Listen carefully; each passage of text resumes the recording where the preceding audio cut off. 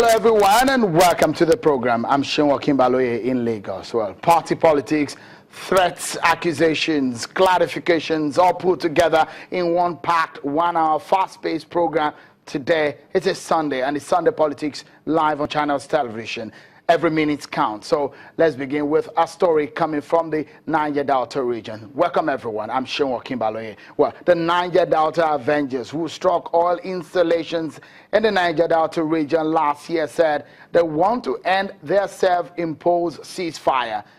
So they have vowed to resume what they call Operation Show No Mercy, quote and unquote, in the region. Okay.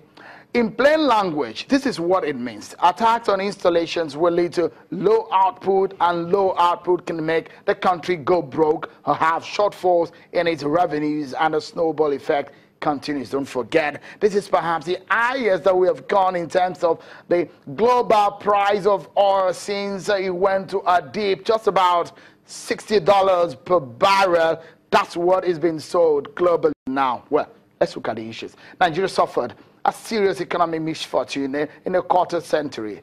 That was after oil prices and output fell in 2016. The government said they lost $7 billion in revenue due to attacks on installations. Tonight, let's get a sense of what is really happening in the oil-rich region of the country where the nation's wealth is gotten from. What are the youths talking about? And what is the way forward? So many voices in that region. The Niger Delta Avengers, so many of them. Well, tonight I have the Secretary General of the Ijaw Youth Council, Alfred Kemapado, here with me in the studio. Thank you so much for joining us on the program. Thanks for having me, Michelle. What again could have caused what we have seen as a resurgence of agitations in the Niger Delta region? Basically, I wouldn't want to exactly say this is what has caused it, but obviously from what we know, I think is the body language and the insincerity of the federal government towards what she had promised in the process of trying to rebuild the Niger Delta and the peace process. You may recall that when the Avengers started, whatever it was in the past, there were negotiations that went on to the extent of the vice president, in the capacity of an acting president, came to the Niger Delta, made promises. Top of it was the relocation of the IOCs to the Niger Delta and trying to roll out a development plan for the Niger Delta. This was championed by Pandef and a whole lot of people. But days have gone by, weeks have gone by, maybe about a year, and the presidency seems not sincere to all of these promises. So, they seem not sincere. Yeah. A lot of the issues look to me like, or perhaps the promises. For example, the Ogoni cleanup, the issue of the relocation of the IOCs, the establishment or the launching of the university in Ekroko. So a lot of these issues are not something that you snap your finger and they will start the following day. The injection of billions of naira to stimulate the economy and development in that region, they do not look like something that will start in one day. Are the youths and the militants or those agitators impatient of the promises? Because it's just about a few months ago. Well, I can agree with you that it doesn't start in one day, but it doesn't also take this long to start. Like pumping in funds to start the University at Krankoko, which obviously has structures to kick off. It's not something that should take so long. The vice president has said that oil companies should relocate to the Niger Delta. Till today, we have not seen a memo, we have not seen any action, oil companies relocating to the Niger Delta. So rather than begin to describe as things that are not starting in one day, that would be a kind of a lame excuse for the federal government. Things should begin to start as the federal government has said. For example, let me say, popularly, people will say that when America sneezes, the world catches cold.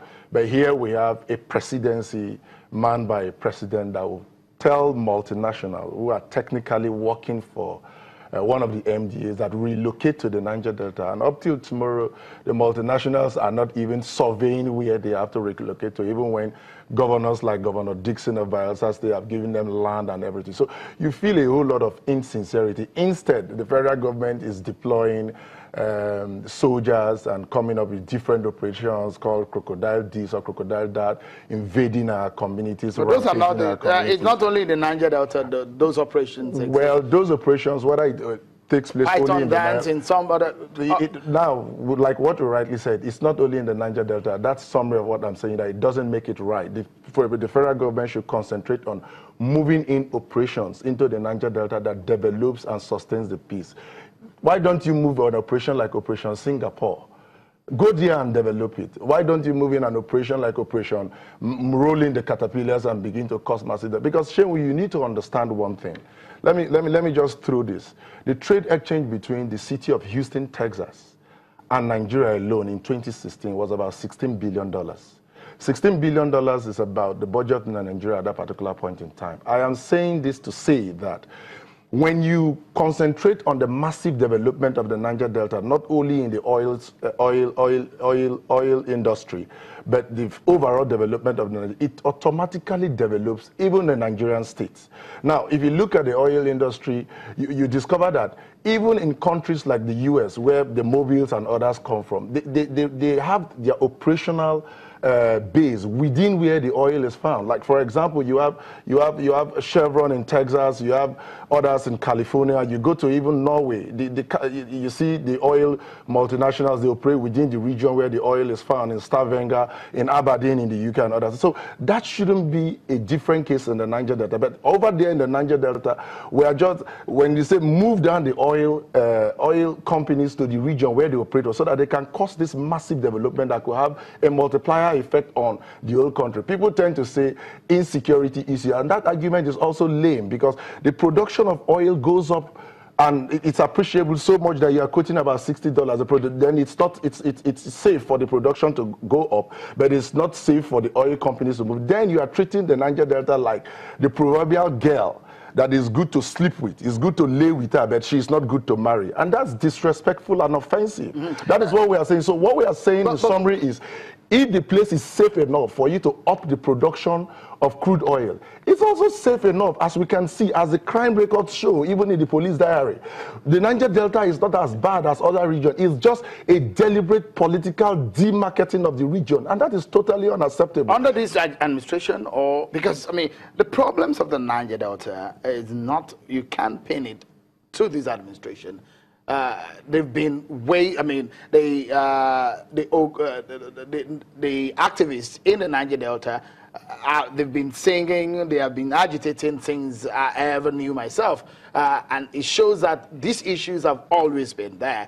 But in truth, if you say you're a leader of a section of that community, if you will say in truth, have you seen truthfulness in what this government has done so far compared to other governments? I don't see the sincerity in what this government has done. I've just mentioned it here. This government came to the Niger Delta, had different meetings, made so many promises they are breaking till today. Top of the promises is that oil companies were going to relocate there. That's a presidential pronouncement. We are talking about a presidential pronouncement, and here we have an impotent presidential. That should bother you. No, so there's nothing. There's no sincerity. If I may ask you,